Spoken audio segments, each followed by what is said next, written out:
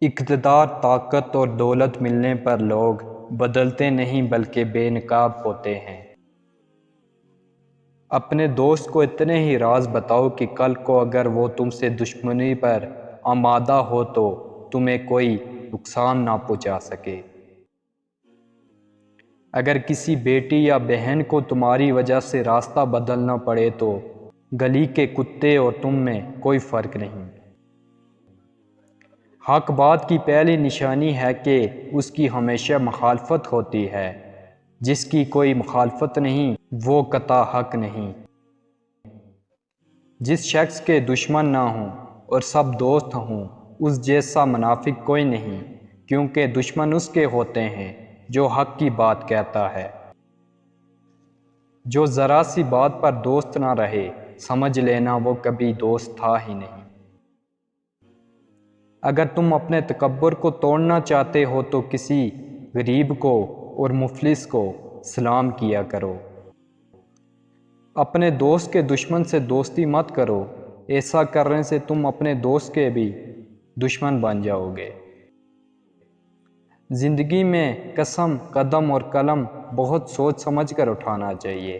الفاظ ہی سب کچھ ہوتے ہیں، دل جیت بھی لیتے ہیں اور دل چیر بھی دیتے ہیں۔ بعض لوگ کہتے ہیں کہ میں غلط بات بالکل برداشت نہیں کرتا، در حقیقت غلط بات ہی تو برداشت کرنے والی ہوتی ہے، اچھی بات تو برداشت کرنے کی ضرورت ہی نہیں ہوتی۔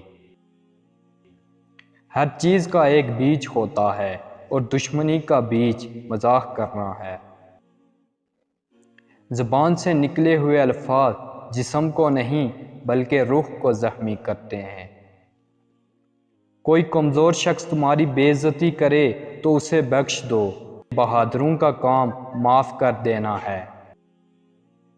کسی کے منہ پر اس کی بے عزتی کرنا اسے قتل کر دینے کے برابر ہے۔ انسان مکان بدلتا ہے، رشتے بدلتا ہے، دوست بدلتا ہے، لیکن پھر بھی دکھی رہتا ہے کیونکہ وہ اپنا رویہ نہیں بدلتا۔ تم جو گالی غصے یا مذاق میں دیتے ہو وہ تمہاری قبر کے لیے ایک بچھو بن جاتا ہے۔ ہزاروں لوگوں میں اس ایک کو عزیز رکھو جو تمہاری غیر موجودگی میں بھی تمہاری عزت پر کوئی داغ برداشت نہ کرے۔ اپنی زبان کو یوں محفوظ رکھو جس طرح سونا اور چاندی کو محفوظ رکھتے ہو۔ بے شک مشکل کے ساتھ آسانی ہے، مشکل وقت پر صبر کرنا اور بہتر وقت پر شکر کرنا مومن کی پہچان ہے۔ عقل مند ہمیشہ غم و فکر میں مبتلا رہتا ہے۔ اسے اپنا راز کبھی مت بتاؤ جس کا کوئی راز تمہارے پاس نہ ہو۔ خوشی انسان کو اتنا نہیں سکھاتی جتنا غم سکھاتے ہیں۔ خوبصورت چہرہ بھی بوڑھا ہو جاتا ہے، پرکشش جسم بھی ایک دن ڈل جاتا ہے، لیکن ایک اچھا انسان ہمیشہ اچھا انسان ہی رہتا ہے۔ جس آدمی کی زبان خراب ہو جاتی ہے اس کا نصیب بھی خراب ہو جاتا ہے۔ انسان کی تمام پریشانیاں دو باتوں کی وجہ سے ہیں، تقدیر سے زیادہ چاہنا اور وقت سے پہلے چاہنا۔ بدکار کی دوستی سے بچنا کیونکہ وہ تمہیں معمولی سی چیز کے بدلے میں بیچ دے گا۔